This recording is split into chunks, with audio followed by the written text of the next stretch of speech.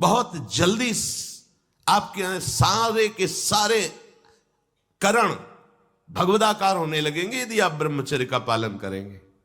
शरीर स्वस्थ, हल्का, मन प्रसन्न, नींद आदि पर विजय, कितने गुण ही गुण।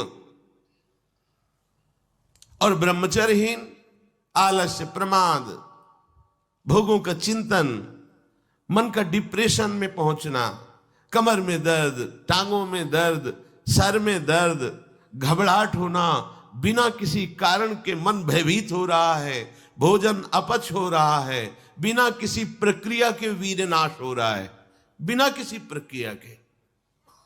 काहे को मृत्यु स्वयं स्वीकार कर रहे हो, ये मृत्यु है।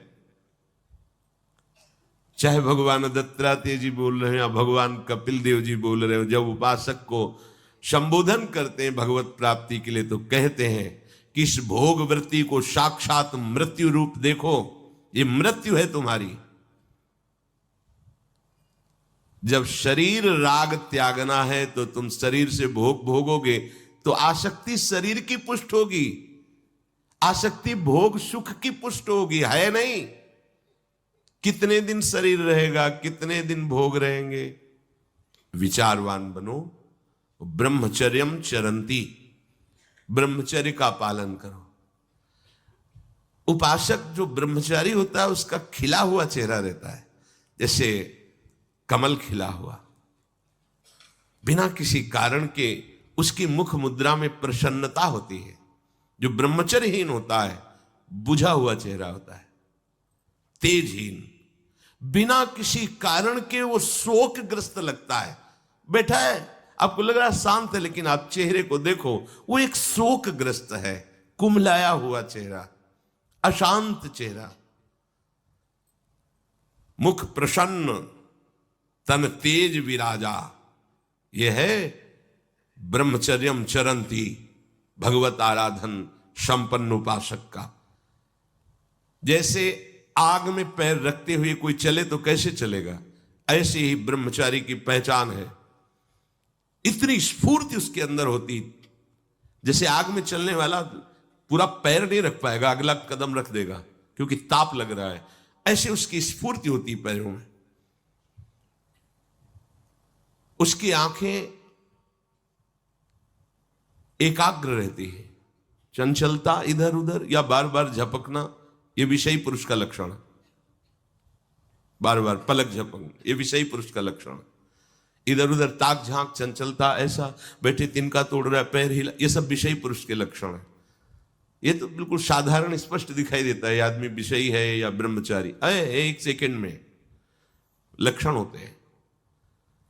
आपको जब भगवत मार्ग का अवसर मिला है तो गृहस्थ हो, संतान हो गई, ब्रह्मचर्य से रहो। नहीं चाहिए संतान तो भ्रूण हत्या, गर्भ हत्या जैसे महापाप करने की क्या जरूरत है।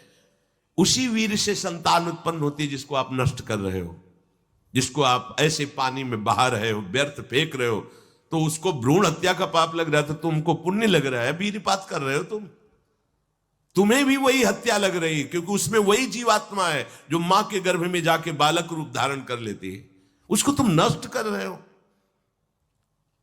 पर बुद्धि भ्रष्ट हो गई है, समझ में नहीं आता, व्यर्थ में वीरपात करते हो, व्यर्थ में। तुम्हारा भजन बनेगा, तुम अध्यात्म के योगी बनोगे, मजाक है अध्यात्म का मार्ग। होश में हो जाओ, ये मन के दुलार को बंद करो। जब तक इच्छा ही नहीं भगवत प्राप्ति की तो फिर तुम कैसे भगवत प्राप्ति कर पाओगे। भगवत प्राप्ति की इच्छा कैसे होगी जब तुम्हारी इस तरह से निंदनीय वृत्तियां हैं। इंद्रियों को दुलार कर रहे हो, मन को दुलार कर रहे हो, भगवत प्राप्ति चाहते हो, आचरण नीच और चाहते हो उच्च पदवी। सावधान हो जाओ। यदि क्षंतो ब्रह्मचर्यम चरंत, ब्रह्मचर्य बहुत बहुत आवश्यक है, सबके लिए आवश्यक है, स्त्री पुरुष सबके लिए आवश्यक है।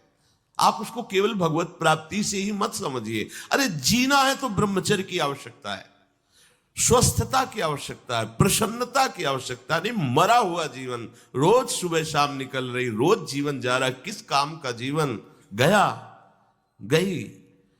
रात्रि गई, दिन गया, समय जा रहा है, तुम्हारा उद्देश्य क्या है? तुम्हारे हाथ क्या लग रहा है? क्या प्राप्त कर रहे हो?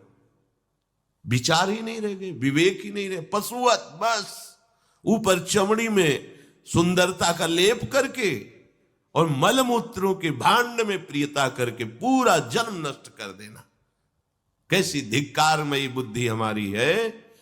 जहां हमें मुक्त होना चाहिए वहां मांग क्या रहे।